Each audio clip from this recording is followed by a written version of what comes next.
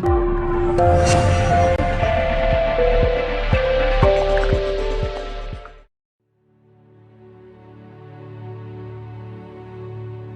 most of you, you know the good, but when you reflect and you have to go back, I have to go back to those abandoned buildings.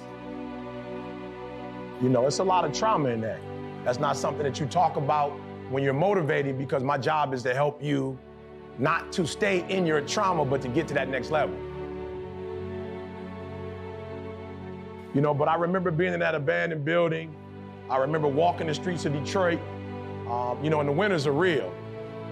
I remember going into restaurants and faking it like I was gonna order just so I could stay warm. I remember feeling like frostbitten. And I would go in and like, let me get the number, whatever. And I would pat my, you know what I'm saying? Like I'd go in, look, do the whole, where's my wallet, boy? You know what I'm saying? And I'm like, just give me a minute. I promise you, I got you. Let me go to the table. And I would go put my head down and go to sleep. So I remember though, saying to myself one day like, yo, E, it can't end like this.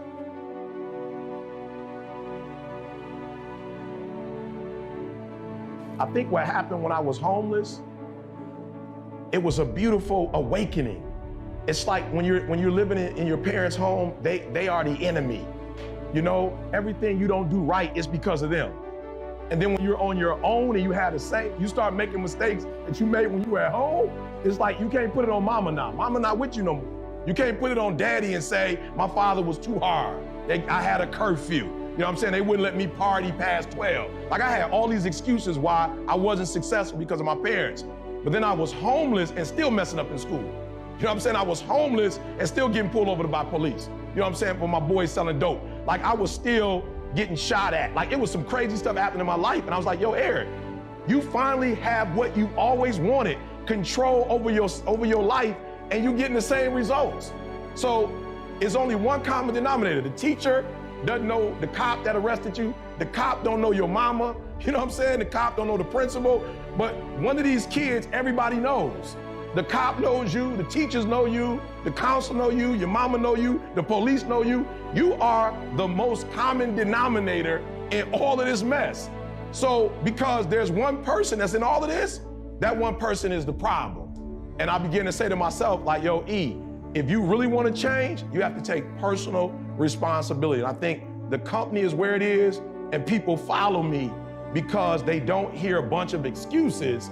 They hear, yo, E, you coming at me hard, but it's the truth. Like, I know what I'm doing wrong, and I just need to make the adjustment. So I would say personal accountability and personal responsibility is what took me from being homeless and a high school dropout to the #1 motivational speaker in the world. You run from challenges, and what you don't realize, you've heard me say this before, a diamond isn't a diamond because it don't go through nothing. You feel me? Like the diamond is a diamond because of the process, right? And we know the first is the pressure that it has to go through. And I'm telling y'all, if there's one thing I want y'all to tell the millennials, they got the relationship that they have with pressure is weird. I promise you, it's the weirdest thing I've ever seen. With millennials, they trying to run from problems. Like for real, like they about to commit suicide because of pressure, right? And they'll come to me, these millennials will come to me like, yo, E, I'm going through it. I'm like, you not, like, I got a lot on my plate. You ain't picking cotton. You ain't got those kind of problems. I'm just being real. Like, this ain't civil rights. You don't have dogs coming at you.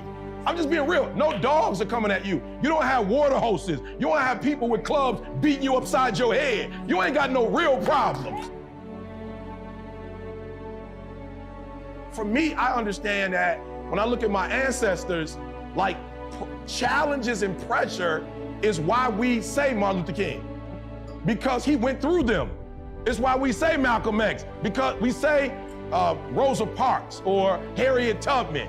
Why? Because of the challenges that they went through and they got through it. So listen to me. The first part of a diamond is pressure. The pressure is what destroys all the dross, like all the unnecessary stuff about you.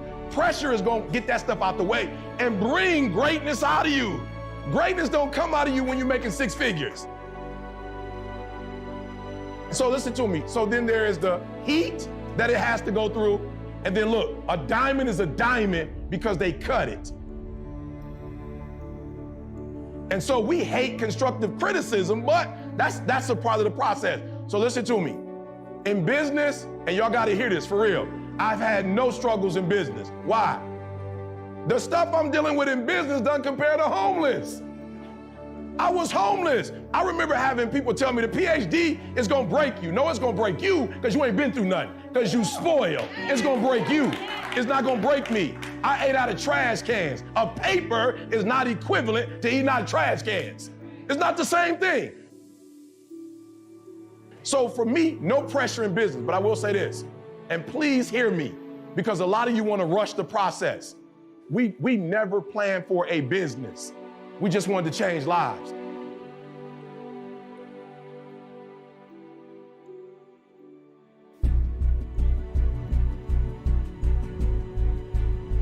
Once you make up in your mind, this is what I want, you are unstoppable. But the secret to being unstoppable is first making up your mind with complete certainty, with conviction. This is what I want, and I will do whatever it takes to bring it to life. When you have committed to do whatever it takes, you are by definition unstoppable. Because no one or nothing can stop the person that will do whatever it takes.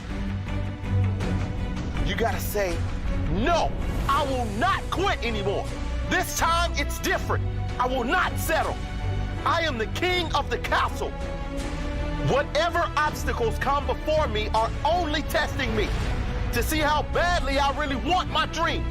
I want this dream more than anything. I am committed. I am determined. I am unstoppable. The difference in people. The reason why some make it to their definition of success, but why most settle for a life they'd rather not be living. The difference is not whether one gets lucky or has less setbacks than the other. The difference is how badly one wants it.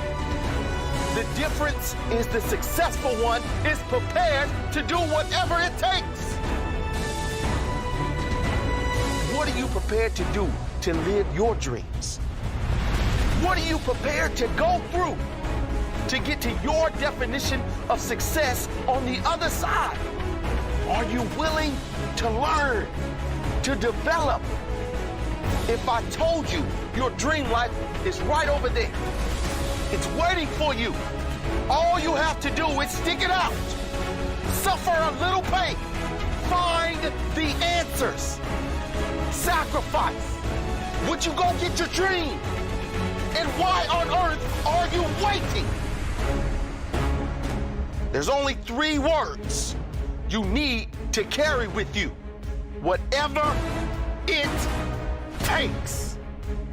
Visualize yourself at the finish line, at your definition of success, and do whatever it takes to get there.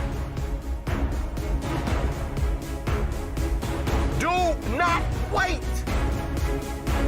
Whatever you want. Now is the time to drop everything and take action. Right now. Make that call. Do whatever it takes to make a start. Don't take no for an answer. Decide, commit, and follow through. You can do it. You will do it.